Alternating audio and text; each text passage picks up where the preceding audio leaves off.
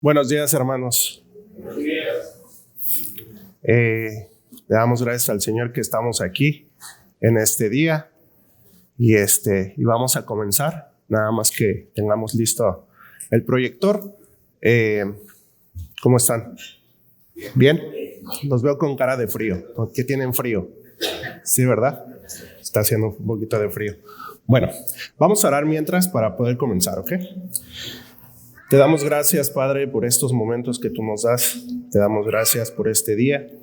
Y te pedimos, Señor, que a través de tu palabra, Señor, tú nos enseñes más acerca de ti, que tú te reveles a nosotros, Señor, que reveles tus atributos, Padre, y que la revelación de tu palabra a nosotros nos lleve a la santidad, Señor, a un mayor conocimiento de ti. Yo te pido que me hagas a un lado, Señor, y que me uses para que el que resplandezca seas tú, Señor.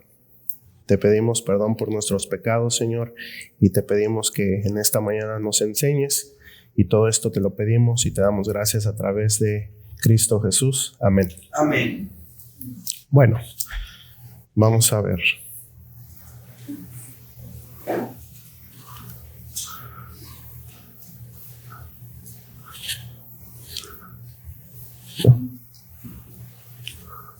There you go. Gracias, Señor. Ok, bueno. Estábamos viendo el decreto de Dios en la salvación y... No. Un segundito. Ahí está. Ok, entonces, las clases pasadas habíamos estado estudiando el decreto de Dios en la salvación, ¿verdad? Entonces, ya han pasado algunos domingos y vamos a hacer un pequeño repaso para que podamos entrar en contexto de lo que estamos viendo. Además, porque el día de hoy vamos a usar todo lo que hemos estado viendo acerca del decreto de Dios, los conceptos que ya hemos estudiado, que ya hemos visto, para que podamos ver este punto que toca el día de hoy, que es el punto 5 de la confesión, y los podamos ir aplicando, ¿verdad? Y entonces con el uso de eso que ya habíamos aprendido y visto, se nos va a hacer mucho más fácil el punto del día de hoy, ¿verdad? Entonces, vamos a empezar. Vamos a hacer un pequeño repaso y este es uno de los primeros, este fue de hecho el primer punto que vimos y lo vimos con el pastor Javier y dice de la siguiente manera: Dios desde la eternidad, por el santísimo consejo de su propia voluntad, ha decretado en sí mismo, libre e inalterablemente, todas las cosas. Y también sigue diciendo: Dios no es autor del pecado, ni tiene comunión con nadie en el mismo. No se hace violencia a la voluntad de la criatura, ni se quita la libertad o contingencia de las causas secundarias, sino más bien Dios las establece. Sigue diciendo la confesión en este punto: Dios manifiesta su sabiduría en disponer todas las cosas, su poder y fidelidad en llevar a cabo sus decretos. Y este fue el primer punto que vimos cuando empezamos a hablar del decreto de Dios. Este punto lo vimos con el pastor Javier, como se los había mencionado. Alguien que se acuerde un versículo en específico que el pastor Javier nos dijo que era como que no aprende. De hecho, nos dijo él, apréndanselo. Cuando vimos este punto, alguien si se puede acordar. Es un salmo, es una pista, es un salmo. Como que Dios ha hecho todos los jóvenes, es el 3:15. Por ahí va. Sí, es ese, pero por ahí va. ¿Quién se acuerda? Es un salmo. Salmo 115, exactamente. Les voy a presentar un versículo de cada uno de los puntos que hemos visto y dice: nuestro Dios está en los cielos, todo lo que quiso ha hecho, ¿verdad? Versículo 3. Exacto, ahí está. Entonces, este fue el versículo que nos dijo el pastor Javier. Apréndanselo, ¿verdad? Este es como que algo significativo sobre este punto. Muy bien, vamos a seguir. El punto 2 del decreto de Dios lo vimos y dice lo siguiente: Dios sabe todo lo que pudiera o puede pasar en las cosas, en todas las condiciones que se puedan suponer. Nada lo ha decretado porque lo previera como futuro o como aquello que había de suceder en dichas condiciones. Entonces, cuando vimos este punto, hablábamos un poquito acerca de que Dios sabe, lo que está diciendo ahí la confesión es que Dios sabe de todos los hubiera, ¿verdad? Cuando nosotros hablamos de ciertas situaciones en nuestra vida y pensamos muchas veces, hubiera hecho esto o no hubiera hecho lo otro y cosas así, ¿verdad? Él sabe todo lo que pudiera haber pasado, pero sin embargo las cosas pasan. ¿Por qué? Porque Él las decretó, ¿verdad? Porque Él así quiso que pasaran. Entonces, esos hubiera, pues no existen, ¿verdad? Porque el hubiera, como decimos comúnmente, coloquialmente, no existe. El hubiera no existe. Hubiera hecho esto, hubiera pasado así, lo hubiera hecho de esta manera o lo hubiera dejado de hacer de esta manera. Muy bien. Y entonces, el decreto de Dios, como comentario, no se adapta a las cosas que van pasando en la historia porque Él lo previó. Y también comentábamos en este punto que Dios no ve, como haciéndolo en un ejemplo, Dios no ve en una bola, en una esfera, ¿verdad? Mágica y ve el futuro, qué es lo que va a pasar. Y basado en lo que ve Dios que va a pasar en el futuro es como Él va decretando las cosas, ¿verdad? En otras palabras, Dios no se va adaptando a lo que pudiera pasar, sino que pasa porque Él así lo quiere, ¿verdad? El decreto de Dios también podemos decir que se cumple porque Dios mismo es el que decide qué es lo que va a pasar. Los hechos diarios no son independientes a Dios, ¿verdad? No son un agente ajeno a Dios y entonces Dios va viendo qué va pasando y esto no es ajeno a la soberanía de Dios. Aquí también comentábamos en este punto que Dios es soberano y todo lo que pasa, aunque nosotros en nuestra humanidad lo veamos bueno o malo, es porque así Dios lo quiso, ¿verdad? Y Dios viendo que, y como lo estaba diciendo, Dios viendo lo que va pasando decide qué es lo que va decretando, no. Y entonces también les había comentado en este punto que hay un grupo de personas que se les llama teístas abiertos y este grupo de personas creen que Dios así trabaja, ¿verdad? O sea, que el futuro está abierto, ¿verdad? A lo que va pasando y Dios, conforme van pasando las cosas, depende a las decisiones que vamos tomando, depende de las circunstancias cómo van pasando, entonces Dios va decretando las cosas. Nosotros no creemos esto, obviamente, pero hay un grupo de personas así. Si alguien conoce a alguien muy famoso, un representante, yo creo que el más famoso o más conocido, por decirlo de otra manera, se llama William Lane Craig. Y mete mucha filosofía en lo que habla y en lo que dice, si alguien lo conoce. Él es uno de los más conocidos siendo un teísta abierto. Bueno, vamos a pasar al siguiente punto. Bueno, y les voy a mostrar uno de los versículos que vimos en este punto, que fue Romanos 9, 11 al 16, y dice, pues no habían aún nacido, ni habían hecho aún ni bien ni mal, para que el propósito de Dios conforme a la elección permaneciese. No por obras, sino por el que llama. Se le dijo, el mayor servirá al menor, como está escrito, a Jacob amé, mas a Esaú aborrecí. ¿Qué? Pues diremos que hay injusticia en Dios en ninguna manera. Pues a Moisés dice, tendré misericordia del que yo tenga misericordia y me compadeceré del que yo me compadezca. Así que no depende del que quiere ni del que corre, sino que Dios que tiene misericordia. Entonces aquí en estos versículos nos lo dice muy claramente, ¿verdad? Depende de Dios. Sin que uno haga nada, sino que es enteramente de Dios. Las decisiones, el decreto de Dios. Muy bien. En el punto 3, y si ustedes recuerdan, en este punto sí nos llevamos varias clases, dice lo siguiente. Por el decreto de Dios, para la manifestación de su gloria, algunos hombres y ángeles son predestinados o preordenados a vida eterna por medio de Jesucristo. Para alabanza de la gloria de su gracia, a otros se les deja actuar en su pecado, para su justa condenación, para alabanza de la gloria de su justicia.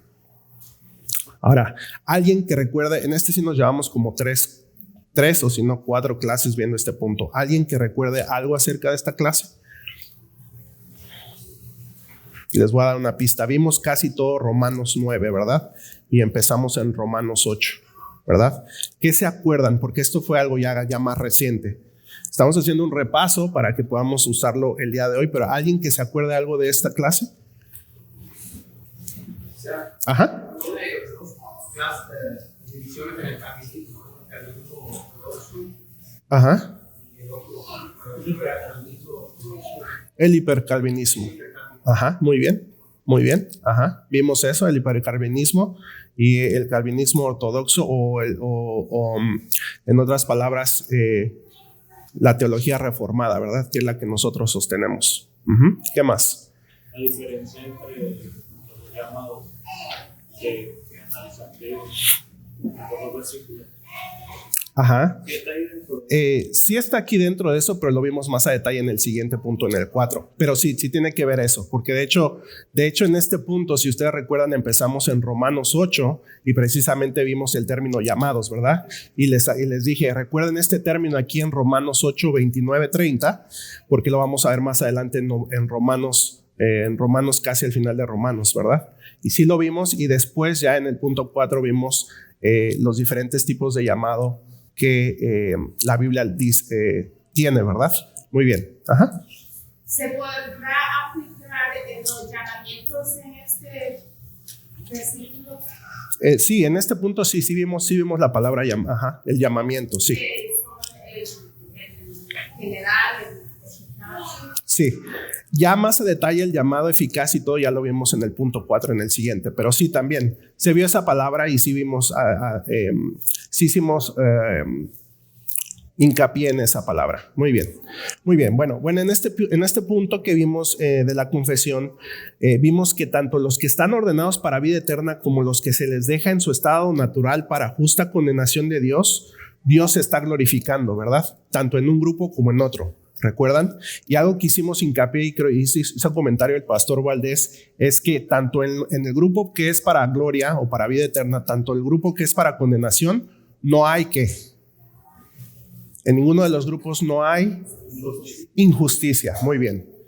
En ninguno de los grupos sí hay injusticia, ¿verdad? Y de hecho por eso nos tomamos unas cuantas clases en analizar este punto. En ninguno de los dos se hace injusticia, ¿verdad? En un grupo Dios aplica su gracia. Y en el otro grupo, ¿aplica a Dios qué? Su justicia. Muy bien, muy bien. Ya se están acordando. Entonces, y hablamos acerca de la predestinación también, ¿verdad? En este punto. Hablamos acerca de la predestinación. ¿Alguien se acuerda qué es predestinación? ¿O cómo podemos definir predestinación? Y se los pregunto porque lo vamos a ocupar ahorita también. Ya con un concepto que ya tenemos precisamente para ver lo que vamos a ver el día de hoy. ¿Alguien que se acuerde qué es predestinación? Una definición sencilla sería determinar el destino antes de. Muy bien, ajá, sí. Ángeles y hombres predestinados y preordenados. Preordenados, destinados a algo, ¿verdad?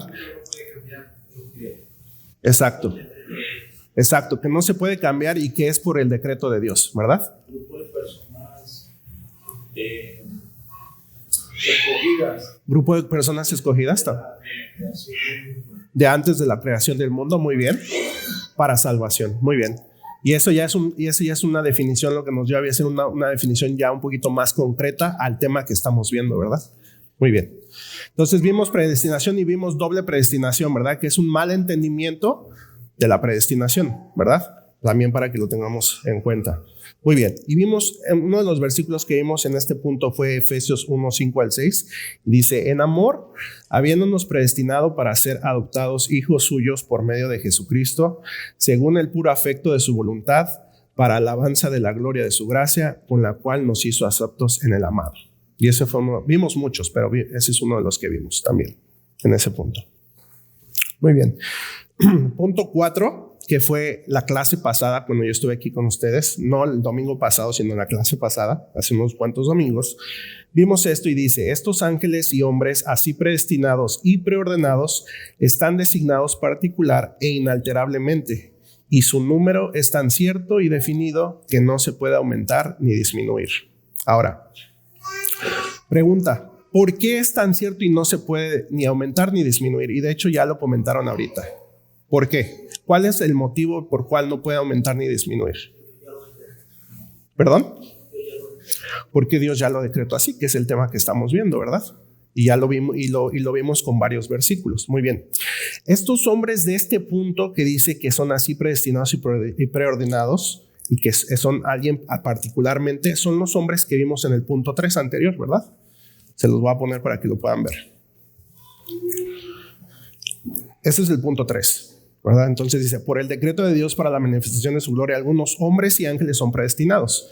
Estos hombres del punto 3 son los que están aquí en el punto 4, perdón, aquí. Estos ángeles y hombres, lo que vimos ahorita en el punto 3, así predestinados y preordenados, están designados particular e inalterablemente y su número es tan cierto y definido que no se puede aumentar ni disminuir. Muy bien. Aquí hablamos que estos hombres predestinados fueron llamados, ¿verdad? Y ahí entra lo que estaban comentando ahorita, ¿verdad? Eran llamados y analizamos los tipos de llamamiento que presentan las escrituras. Un llamamiento a un oficio en la iglesia, ¿verdad? A servir como diácono o depende del don que Dios haya repartido a su iglesia, ¿verdad? No todos somos llamados a lo mismo, ¿verdad? Pero vimos ese tipo de llamado, pero el que particularmente usamos o el que nos enfocamos, ¿cuál era el llamamiento? Ajá. El llamamiento eficaz, ¿verdad? Hablamos del llamamiento eficaz. ¿Qué es el llamamiento eficaz? Ajá. Es el llamamiento que no puede ser, no lo puedes generar. Uh-huh. General, sí lo evitas, pero el eficaz es estar limitado con eso. Y ahorita que menciona el llamamiento general, ¿qué es el llamamiento general? ¿Cómo lo podemos ver? Es la predicación del Evangelio. La predicación del Evangelio. Predicar a todas las personas. Muy bien. Llamado al arrepentimiento. Muy bien.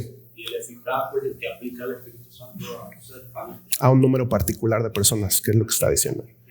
Exactamente. Esa es la diferencia entre llamamiento general y particular o eficaz, ¿verdad? Sí. Por eso en general dice específicamente que muchos son llamados, más pocos son escogidos. Muy bien. Muy bien. Y vimos algunos versículos, las diferencias entre un llamamiento general y un llamamiento eficaz, ¿verdad? Muy bien. Muy bien. También vimos algunos versículos, ¿verdad? Y de hecho, cuando les enseñé acerca de esto, vimos unos versículos y se los puse ahí en la misma diapositiva y lo hicimos con unas flechitas y todo. Y vimos la relación que Dios quería tener con nosotros o que quiere tener con nosotros y la equipara con la misma relación que tiene Jesús con el Padre, ¿verdad? Vimos también ese diagrama ahí y vimos otros versículos. Muy bien. Y este es uno de los versículos que vimos, 2 de Timoteo 2:19, dice, pero el fundamento de Dios está firme, teniendo este sello, conoce el Señor a los que son suyos, y aparte de iniquidad, todo aquel que invoca en el nombre de Cristo, ¿verdad? Entonces, cuando hablamos del conocimiento que tiene Dios de los suyos, hablamos de un conocimiento, pero es un conocimiento no meramente de decir, bueno, yo conozco a esa persona, pero no tengo ningún tipo de relación con ella, ¿verdad? Exacto. Ese conocimiento es más de intimidad, de una relación personal, ¿verdad? No solamente es un conocimiento de identificar a una persona, sino es algo más íntimo, más personal. Muy bien. Bueno, este fue un pequeño repaso, ¿verdad? Ahora, este es lo que vamos a ver el día de hoy, ¿verdad? Este es el punto 5 y se los voy a leer. A los humanos que están predestinados para vida, Dios, antes de la fundación del mundo, según su propósito eterno e inmutable y el consejo secreto y beneplácito de su voluntad, los ha escogido en Cristo para gloria eterna, meramente por su libre gracia y amor, sin que ninguna otra cosa en la criatura, como condición o causa, le moviera a ello. Muy bien, entonces hice este repaso porque ya teníamos unos cuantos domingos, ¿verdad? Pero también lo hice con la finalidad, como ya les había dicho, de que los conceptos que ya hemos venido viendo los vamos a aplicar el día de hoy también. Entonces, allá abajo, estos son todos los versículos que la confesión cita cuando habla de este punto, ¿verdad? Entonces, cuando estudiamos en teología sistemática, cuando vemos este punto, la predestinación está muy ligado al decreto de Dios, ¿verdad? Porque precisamente es lo que hemos estado viendo. Si Dios decreta que alguien sea predestinado o ordenado para vida eterna, como lo venimos viendo, entonces es meramente que está ligado a ese decreto, ¿verdad? No puede alguien ser predestinado sin haber sido decretado por Dios. Entonces, en este punto estamos tratando específicamente con la salvación y como lo hemos visto con los otros puntos, y aquí vamos a ver y hacer uso de conceptos y definiciones que ya habíamos visto, como se los había dicho, y para que tengamos un mejor entendimiento y sea más fácil de entender este punto que vamos a ver el día de hoy. Y entonces así vamos a tener un concepto y un entendimiento más amplio tanto de la confesión, que es lo que estamos estudiando, pero principalmente de la palabra de Dios, que precisamente para eso la confesión de manera sistemática nos enseña a través de puntos o de conceptos para tener ese mayor entendimiento de las Escrituras. Muy bien. Aquí está la definición de predestinación. Algunos ya lo habían mencionado. Esta diapositiva se las presenté cuando vimos ese punto y hablamos de eso. Y aquí algo sencillo es la preordenación de personas por parte de Dios para un fin particular, más comúnmente para un destino eterno particular, ¿verdad? Ahora, solamente como aclaración, y ya lo habíamos aclarado, cuando Dios predestina a alguien, pero es predestinación ¿para qué? Para vida eterna, para salvación, ¿verdad? Habíamos también aclarado que Dios no predestina a personas a irse al infierno, ¿verdad?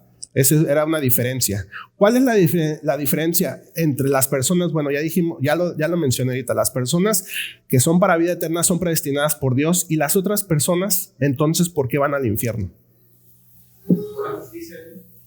Por la justicia de Dios. Ajá. ¿Alguien quiere decir sí? La predestinación para las personas que son para salvación es que no reciben lo que le decían. Ajá, gracias. Y la gracia es para recibir el infierno. Uh-huh. Las otras reciben lo que merecen. Muy bien. Entonces, exacto. Entonces todos estamos igual, y en las personas que van al infierno, que van a eterna condenación, ellos merecen ellos merecen lo justo, ¿verdad? Que es esa condenación o ese castigo, ¿verdad? Y en ninguno de ellos dos hay injusticia. Ajá. Prácticamente es una decisión propia de ellos mismos. Sí, se les deja en su estado natural. Muy bien. Se les deja en el estado natural en el que estaban, ¿verdad? Ajá. Otra manera de decirlo es que es una relación positivo-negativo. Sí. O sea, en Romanos 9 dice que soportó con mucha paciencia esos vasos, ¿verdad? Negativo. Y positivo es cuando activamente Dios actúa, ¿verdad? Y esto también lo vimos, ¿verdad? Lo positivo, negativo, y les traje ahí un diagrama. Muy bien, ok. Entonces, ya que refrescamos todos esos conceptos, vamos a empezar a ver lo que vamos a ver el día de hoy en el punto 5. Muy bien, vamos a hacer un ejercicio, y esto es para que ya lo leímos, que este es el punto 5, pero para que lo podamos entender mejor o se lo puedan, no memorizar, pero para que lo podamos de una manera entender de otra manera y así lo podamos entender mejor, vamos a hacer un ejercicio. Aquí está el punto 5. Vamos a usar la palabra predestinación, ¿verdad? Y entonces vamos a ver una serie de preguntas, y esa serie de preguntas las vamos a aplicar con la palabra predestinación. Les voy a poner el ejemplo para que puedan entender lo que les estoy hablando.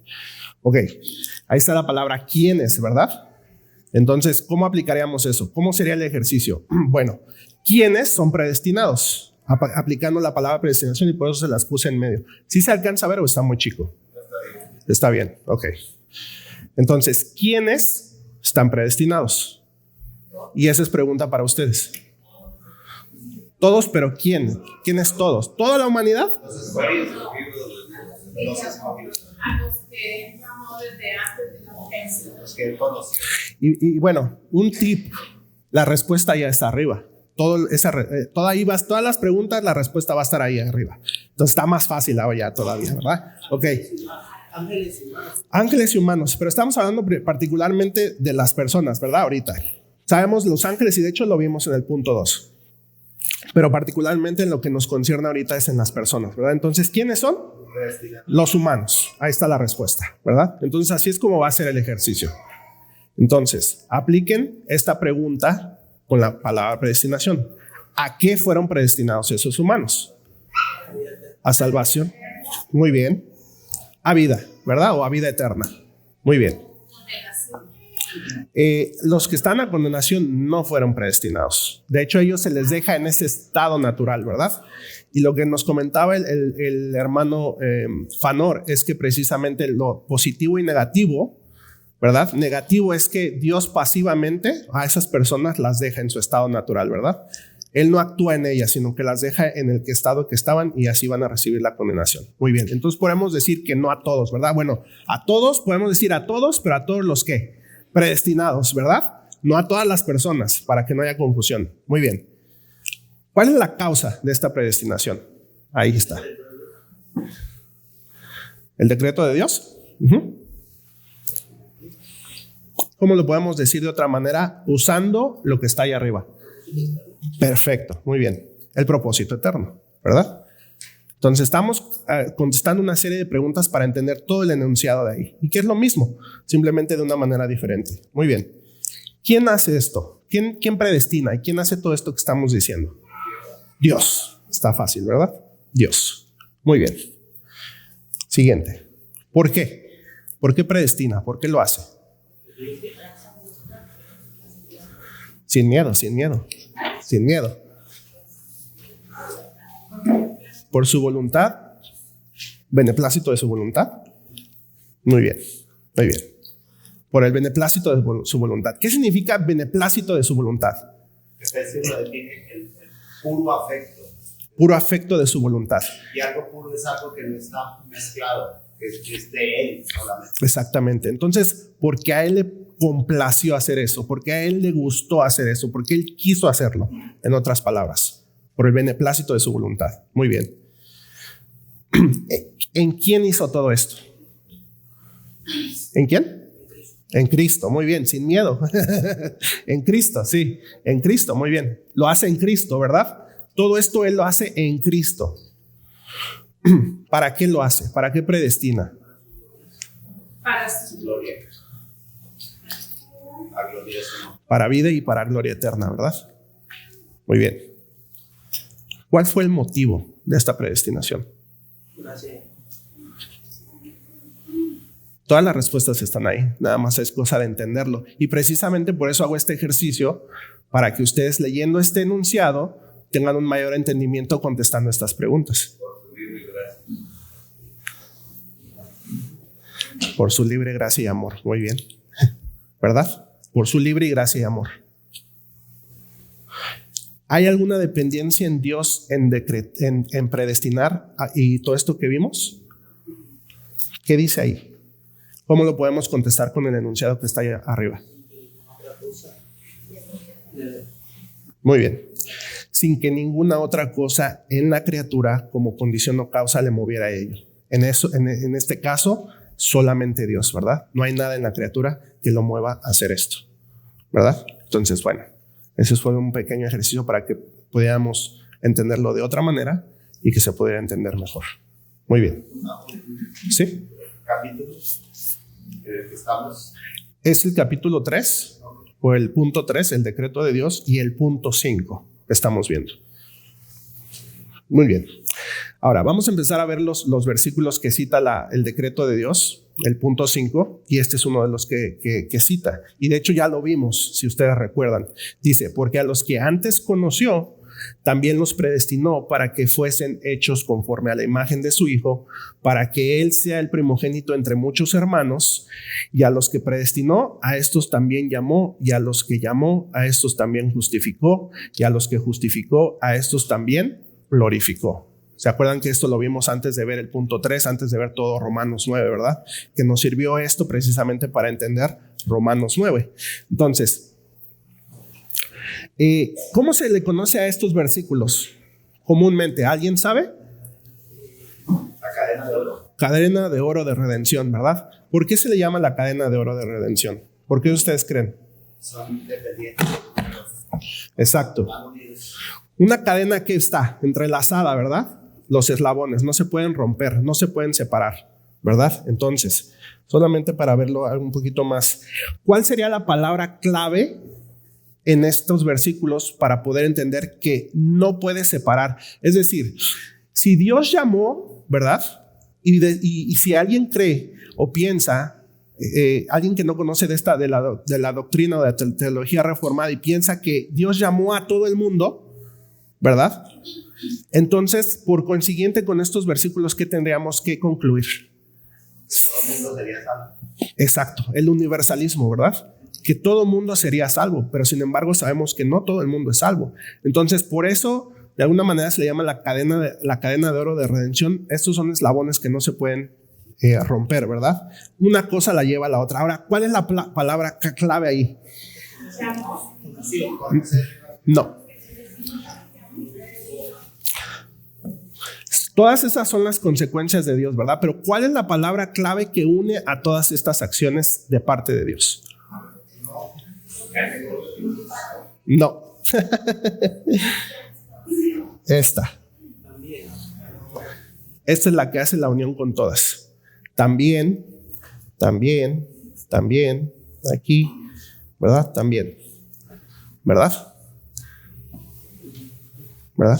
Entonces, cuando leemos, decimos, a los que antes conoció, también predestinó.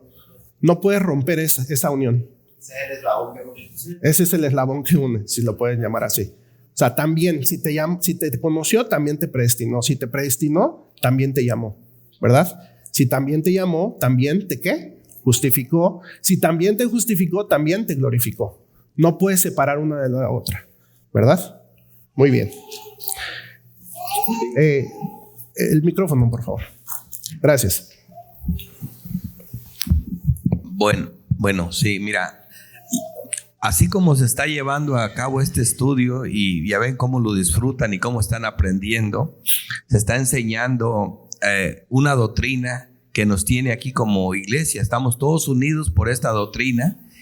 Pero no quiero que se fijen en esto, hermanos, y se los digo porque la Reforma comete muchos errores en esto. Mira, de la misma forma, con las mismas herramientas teológicas, porque ahorita acaban de ver una herramienta teológica tremenda ahí, la que, por ejemplo, la perspectiva gramatical, ¿sí? No se debe descuidar. Ustedes están viendo un texto doctrinal o donde el apóstol Pablo está usando un lenguaje claro, un lenguaje en prosa literaria, o sea, fácil de entender. Sin embargo, la perspectiva gramatical ahorita lo hizo todo. ¿Ven? Y ahí es donde yo quiero que ustedes agarren todas esas reglas y las aprendan a usar. ¿A dónde importa? Pero querer usar la perspectiva gramatical en un texto de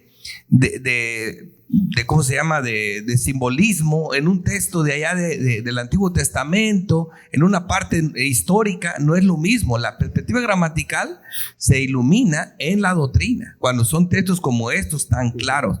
Ahora, ustedes son testigos de esto, y no solo esto han visto muchas cosas, y este mismo patrón me gustaría que siempre lo aprendan a usar, porque ahorita lo voy a usar en el mensaje, en cualquier doctrina. Cuando uno llega a una conclusión, usamos lo mismo. ¿Por qué? Porque toda doctrina se encuentra con diferentes aristas o cruces. O sea, no siempre está perfecta. Ahorita veo cómo el hermano Dani lo está trayendo, y cualquier arista, cualquier cruce que encuentra, cualquier aparente contradicción, él les dice, no es posible. Ahorita les dijo algo que me llamó mucho la atención, que les dice bien clarito. Dice, ¿por qué, de acuerdo a esto, por qué todos deberían de ser salvos, ¿verdad? Esto lleva a ser reverso, pero no todos son salvos. Esa es la otra cosa. La Biblia enseña que no todos son salvos, y habla de muchas personas que ya están en el infierno o que fueron condenadas al infierno. Entonces, esos textos son las aparentes, esas son barreras que tenemos que topar. Cuando llevamos una doctrina y chocamos con eso, nosotros no podemos pasar ese punto, pero otros lo pasan, sin ningún problema lo brincan. Entonces, así como él está llevando esta doctrina, y la iglesia se fortalece cuando le creemos a Dios, pero la palabra de Dios nos va llevando siempre y cuando tengamos conocimiento de varias doctrinas, como lo venimos haciendo ahorita. Quería decir esto porque me llamó mucho la atención la parte gramatical del texto. Sí, muy bien. Muchas gracias, pastor. ¿Alguien más que tenga algún comentario? Muy bien. Entonces, como vemos ahí, y lo que nos dijo el pastor es muy importante, ¿verdad? ¿Por qué? Porque ahorita nosotros estamos analizándolo de esta manera, pero él dijo algo clave. Esta es doctrina, ¿verdad? Esta es una enseñanza que Pablo nos está dando, ¿verdad? Ahora, si nosotros nos vamos al libro de Hechos, y tomo el libro de Hechos porque es un libro histórico, y lo hago intencionalmente porque el pastor nos los está enseñando en la clase dominical, ¿verdad? Si hacemos algo parecido así, con algo histórico y no es doctrina, ¿qué quiero decir que no es doctrina y es histórico? Que estamos viendo los hechos de los apóstoles, ¿verdad? Estamos viendo la historia de la iglesia, cómo empezó en Hechos, ¿verdad? Y vemos cosas que pasan ahí. Pero no es doctrina. Entonces, como lo dijo él, si tomamos el error de usar hechos como doctrina, podemos caer en muchos errores. Y de hecho iglesias caen en esos errores porque toman el libro de Hechos, lo toman como doctrina y dicen, porque en el libro de Hechos pasó así o lo hicieron así, nosotros lo hacemos así, ¿verdad? Y ese es un grave error porque es un libro histórico. Pero sin embargo en Romanos o en las cartas del apóstol Pablo es doctrina, es enseñanza. Nos está diciendo esto es así y nos lo está diciendo muy claramente, ¿verdad? Entonces, bueno, muy importante el comentario que nos hizo el pastor. Entonces, ¿continuamos? ¿Estamos todos bien? Muy bien. Entonces, podemos ver cómo en este versículo las acciones que son ejecutadas, ¿quién las ejecuta? Aquí, para regresando al tema. ¿Quién es el que hace todo esto? Dios. Muy bien. Muy bien. Entonces, solo para que lo veamos y cómo en ustedes, en este versículo, si ustedes viendo el versículo ya pueden aplicar las cosas que repasamos ahorita en las clases pasadas.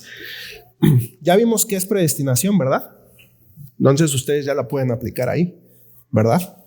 Bueno, entonces ya vimos esto más a profundidad, ¿verdad? Llamó, ¿verdad? Vimos los tipos de llamamiento, vimos todo eso. Ya hemos visto que es justificación, ¿verdad? O sea, y aunque son cosas básicas, pero esas cosas básicas te van a enseñar a entender a estos versículos, ¿verdad? Versículos como este tipo. Ya sabemos que es glorificar, ¿verdad? Ya vimos en la clase pasada, en el punto 4, qué es conoció y qué tipo de conocimiento es, ¿verdad? Lo dijeron ustedes mismos. Es algo íntimo, ¿verdad? No es meramente solamente de, yo conozco a la persona. Es una relación, es algo íntimo, ¿verdad? Bueno. Muy bien, vamos a seguir.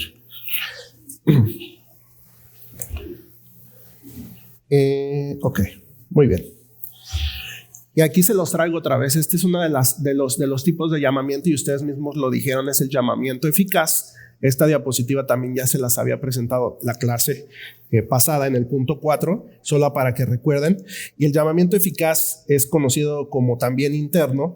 Son los medios por los cuales Dios trae a sus elegidos a salvación, como lo comentó Abiezer, en Cristo, la predicación de la palabra de Dios acompañada de gracia puesta en nosotros por el Espíritu Santo. Y bueno, y cuando vimos esto, vimos que un ejemplo de llamamiento eficaz, precisamente, ¿qué es? Ahí está, Romanos 8:28. Ahí es donde podemos ver específicamente cuál es el llamado eficaz, ¿verdad? Y ahí yo nada más les puse un poquito del versículo. A los que conforme a su propósito son llamados. Ese es el llamamiento eficaz. Muy bien. Podemos decir que el llamamiento eficaz viene con regeneración, con santificación, con conversión y otra serie de cosas que hacen a nuestra disposición que cambie, ¿verdad? Así tengamos los ojos para ver y un corazón de carne para entender y para creer, ¿verdad? Eso es lo que hace esa regeneración, ¿verdad? Quita ese corazón de ¿qué? De piedra y pone un corazón de carne, ¿verdad? Entonces, y tener fe, y tú ya puedes decir que esa fe es tuya ya una vez que Dios te la ha dado, ¿verdad? Y que es con lo que viene con esa regeneración y con todo eso.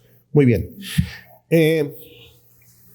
Y bueno, solamente como comentario, justificación y glorificación que vemos precisamente en esos versículos que fue el que acabo de poner en la diapositiva anterior.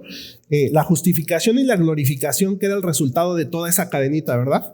Toda esa cadenita, el resultado era glorificación y justificación. Bueno, entonces este es un llamamiento efectivo y es a través de ¿quién? ¿Quién lo hace? A través del Espíritu Santo, ¿verdad? Bueno, y es por eso que se llama un llamamiento eficaz. Es un cambio en la disposición de nosotros como personas.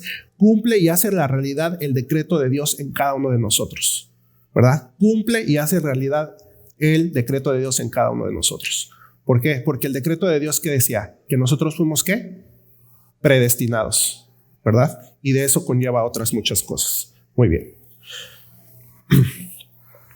Este es otro versículo que cita en este punto 5 y es Efesios 1, 4 al 6 y dice, y bueno, y de hecho para esto necesito que en sus Biblias me acompañen. Lo voy a tener aquí, pero me acompañen porque hay unas cosas que yo no puse aquí. Efesios 1. Vamos a estar viendo Efesios 1. Por favor, les doy unos segundos para que lo encuentren.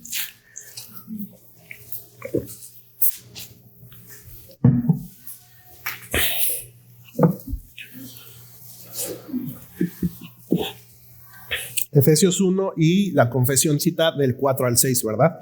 Pero ustedes que van a tener todo el capítulo ahí va a ser más fácil. Y leo: según nos escogió en él antes de la fundación del mundo, para que fuésemos santos y sin mancha delante de él, en amor, habiéndonos predestinado para ser adoptados hijos suyos por medio de Jesucristo, según el puro afecto de su voluntad, para alabanza de la gloria de su gracia, con la cual nos hizo aceptos en el amado. Bueno, y también en ese pedacito cita Efesios 1:9, que es más adelante, unos versículos adelante, y ahí está. Y dice: dándonos a conocer el misterio de su voluntad, según su beneplácito, el cual se había propuesto en sí mismo. Pregunta: ¿cuál es el misterio de su voluntad? Y por eso les hice que fueran a Efesios 1, porque ahí está la respuesta. ¿Cuál es el misterio de su voluntad? Esa es pregunta para ustedes, para que participen y le busquen.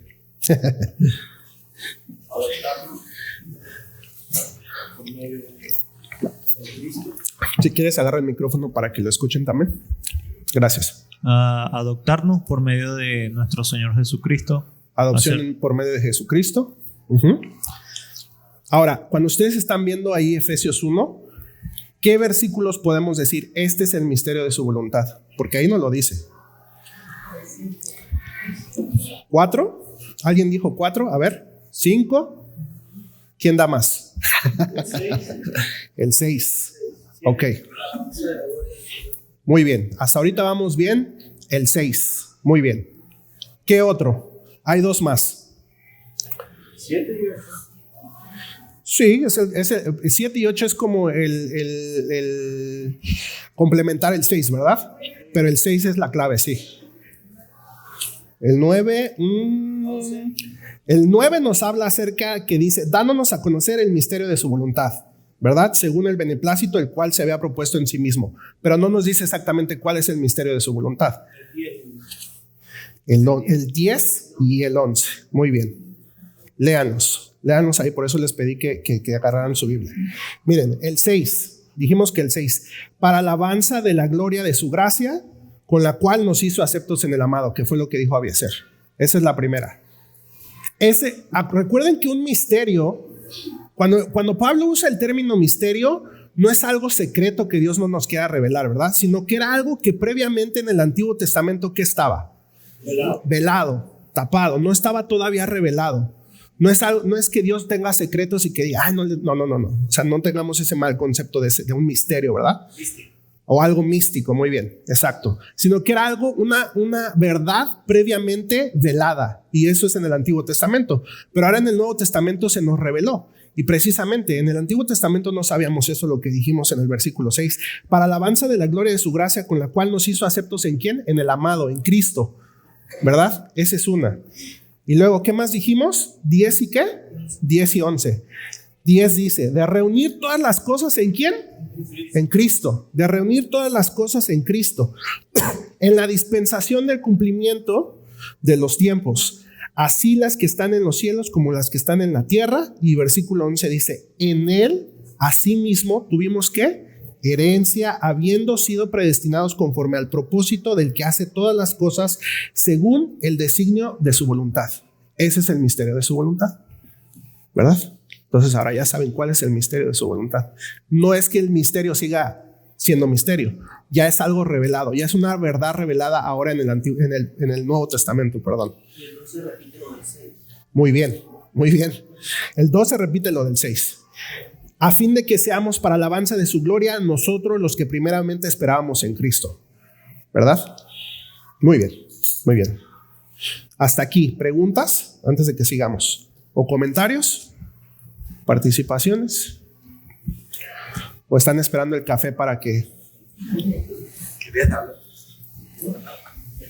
En la cristiandad contemporánea hay un desconocimiento de quién es Dios y es lo que estamos haciendo. En nuestra condición natural no queremos saber quién es Dios, queremos saber de nosotros mismos y formarnos nuestro propio Dios. Y segundo, hay un menosprecio por la doctrina. La gente dice: la doctrina divide. Y eso fue lo que hizo en el Edén. fue cuestionada la palabra de Dios y el hombre fue expulsado del paraíso. Entonces la doctrina es muy importante, y así como también el otro aspecto sería las normas de interpretación para hacer la exégesis. Es muy importante cuando estas normas no depende de un teólogo, sino que es Dios mismo quien las establece en su palabra. Es su manera de resumen. Muy bien, gracias. Con gusto. Sí, nada más ahorita que estábamos viendo en Romanos la cadena de oro irrompible, que se le conoce también, vimos 4 aspectos de la salvación de Dios, y luego hay cosas que, esas cosas son lo que Dios hace, ¿verdad? Pero luego ocurren, mencionó algunas cosas que vienen después, y sí lo mencionó, y estuvo diciendo, porque eso es lo que Dios hace, pero eso lleva a otras cosas donde nosotros tenemos alguna participación en esta salvación. Entonces, cuando se habla de, por ejemplo, de la cadena del Ordo Salutis, que le llaman el orden de la salvación, vemos que es una cadena, por decirlo así, de 9 pasos, ¿verdad? Pero, por ejemplo, vemos primero que todo comienza indudablemente con la elección en el cielo, ¿verdad? Dios nos amó y eligió a los que iban a ser salvos. Eso ningún ser humano tiene que ver en la elección de Dios, que te conoció y que te llamó. Después viene lo que le llamamos la predestinación. Vemos clarito que Dios predestina. Esas 2 cosas tampoco el ser humano tiene nada que ver en todo eso. Pero entonces se van sumando una tras otra, y cuando ya llegamos a la regeneración, ¿verdad? Que decimos, bueno, la regeneración significa ya prácticamente que Dios nos lava, Dios pone el Espíritu dentro de los creyentes para que pongan el deseo.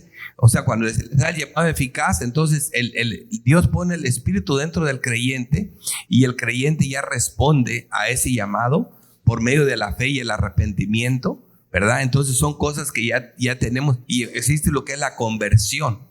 Y en la conversión, ahora sí, la persona, somos nosotros, como dijiste tú, los que se convierten, los que se arrepienten son ustedes, pero por lo que viene Dios haciendo, por esas cosas que Dios hizo, existe la conversión. Y la conversión, una vez que una persona es convertida, en medio de este Ordo Salutis está lo que es la justificación, que es bien importante, porque una persona es declarada justa. ¿Por qué? Porque ya Dios, Cristo la justificó, ya todo eso, lo demás está incluido, ya murió por esa persona, es declarada justa. Y una vez que esa persona es justa, viene lo que se llama la adopción. Ahora es hijo de Dios. Y una vez que es adoptado como hijo de Dios, entonces Dios comienza un proceso en esa persona, ¿verdad? Lo que es la justificación, comienza Dios a regenerarlo, ¿verdad? A santificarlo. A la santificación, a corregirlo, porque al que adopta como hijo lo corrige. Entonces, de ahí nosotros tenemos, por ejemplo, claro que hay una perseverancia. ¿Por qué? Porque Dios va uniendo y Dios se encarga de todo eso. Eso nos da esa seguridad en la salvación, culminando con una glorificación al último. Es donde por fin Dios completa la obra en nosotros y vamos a estar delante de Dios, como dice, glorificó ahí. Entonces me llama la atención que del comienzo a uno pone algunas que no van, que son resultado de estas 4, de estas que estamos viendo marcadas ahí. Entonces es bien importante para que no nos confundamos, que realmente ocurren muchas otras cosas en nosotros. Por eso Cristo decía, mujer, tu fe te ha salvado. Y la gente, ya ves que hay que tener fe. Claro que hay que tener fe, pero Él te la dio. Él te la dio. Sí. Muy bien, muy bien. ¿Alguien más que quiera comentar? ¿O que tenga alguna pregunta? Muy bien. Entonces, sí, adelante. Todos estos verbos ahí en el enunciado están en la cadena de oro de la salvación, están en tiempo pasado. Ya es algo que ya Él hizo. Ya está decretado y no hay manera de que eso pueda cambiar. Muy bien. Y aquí también podemos ver, en estos versículos podemos ver una de las doctrinas que nosotros como reformados tenemos, ¿verdad? ¿Cuál ustedes pueden ver? Y es respecto a las doctrinas de la gracia. ¿Cuál pueden ver ahí? En completo. O sea, cuando ustedes leen todo, no algo específico, sino cuando ustedes leen todo, ¿qué doctrina de la gracia se les viene a la mente? Elección condicional. No. ¿Ah? ¿Quién dijo perseveración de los santos? Muy bien, perseveración de los santos. Si tú te fijas, o si ustedes se fijan en general, desde el principio todo lo hace Dios y hasta el final glorificó. La perseverancia de los santos, como ustedes, los que ustedes ya los conocen y los que están en discipulado lo van a ver próximamente, se puede entender más como la perseverancia de Dios en nosotros, ¿verdad? Los que ya conocen la doctrina. Y ahí la podemos ver de una manera general. Él empieza y Él acaba hasta nuestra glorificación.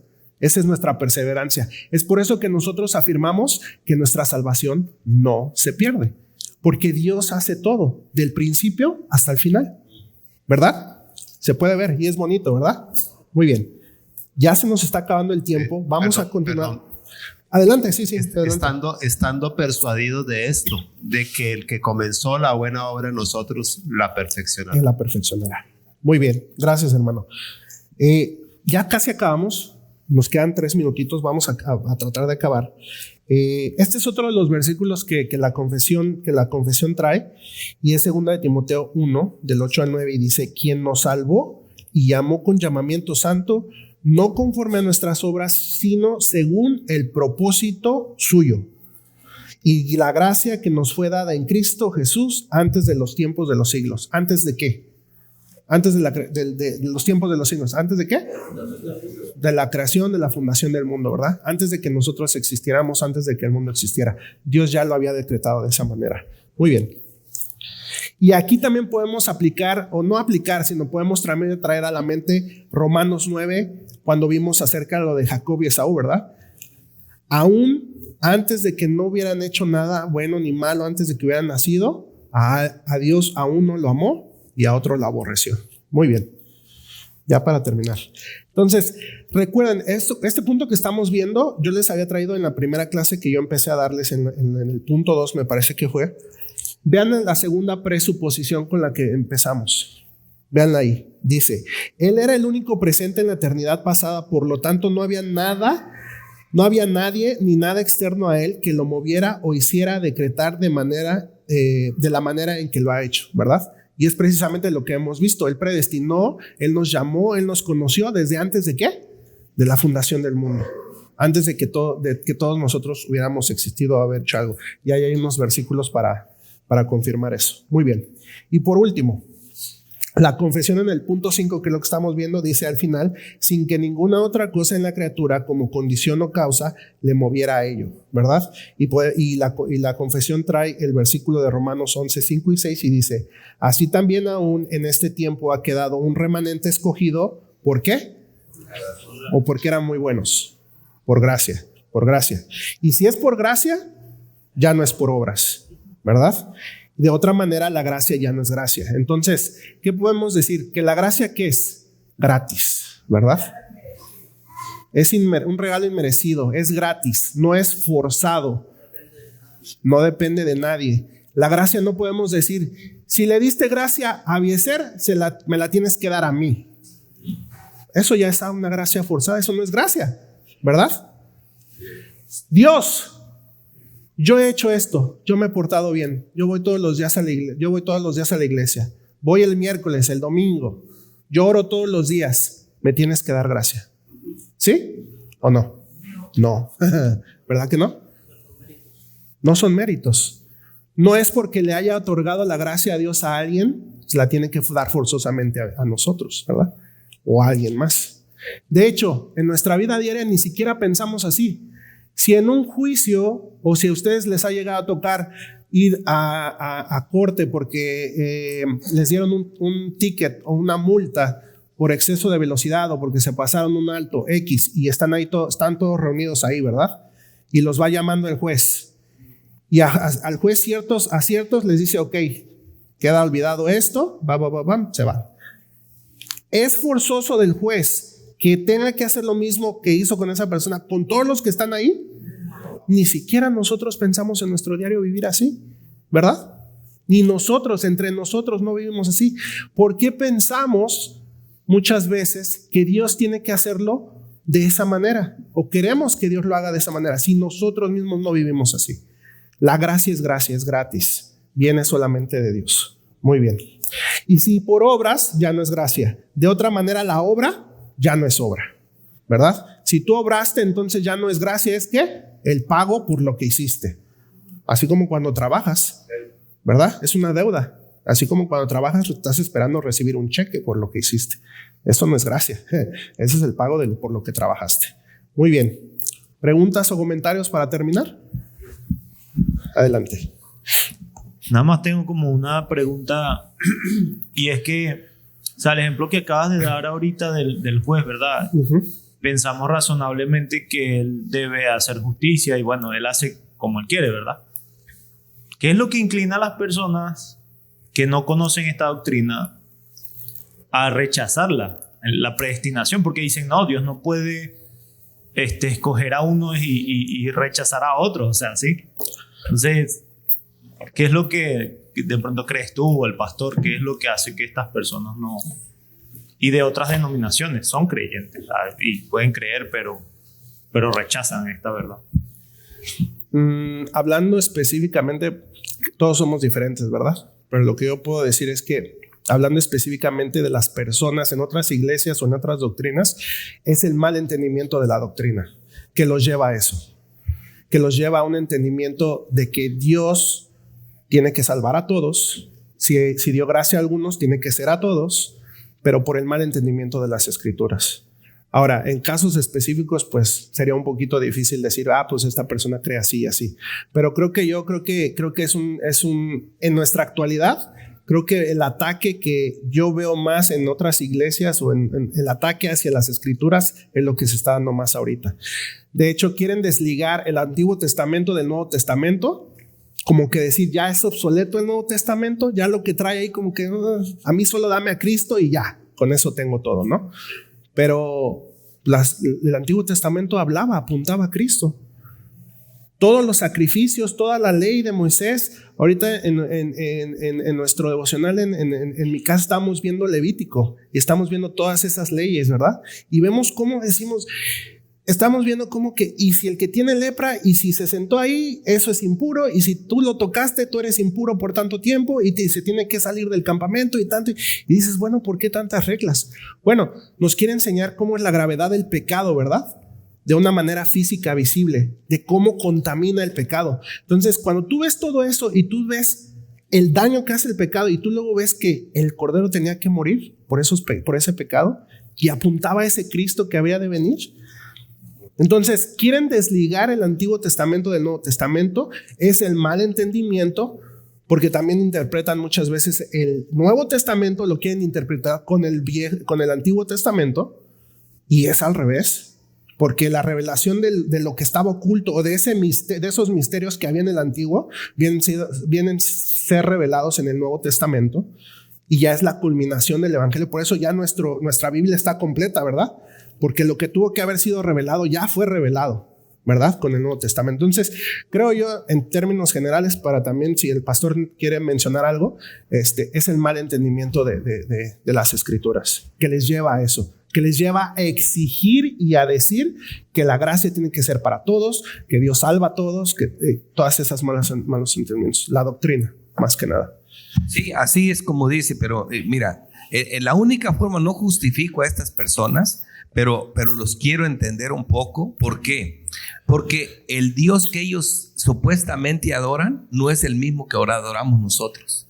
Aquí les han enseñado a adorar a Dios a través de los atributos de Dios. Ellos no conocen ese Dios. Les enseñaron que Jesucristo está tocando la puerta, te está rogando que por favor, acéptame. Yo ya te salvé, nomás estoy esperando yo ya hice todo, solo estoy esperando que tú abras la boca para que me dejes entrar. Entonces, es una caricatura de un Dios. Así que en esa caricatura ellos no conciben esto, porque no conocen a Dios. No lo conocen. Entonces, lo más importante es que conozcan a Dios. Cuando nosotros conocemos a Dios, no nos atrevemos a creer algo como eso. ¿Cómo el juez justo de toda la tierra hará algo injusto? Es imposible. Entonces, para nosotros sí sabemos, pero es eso, como dice el hermano, doctrina, conocimiento. No tienen conocimiento. Mi pueblo perece por falta de conocimiento. Así es.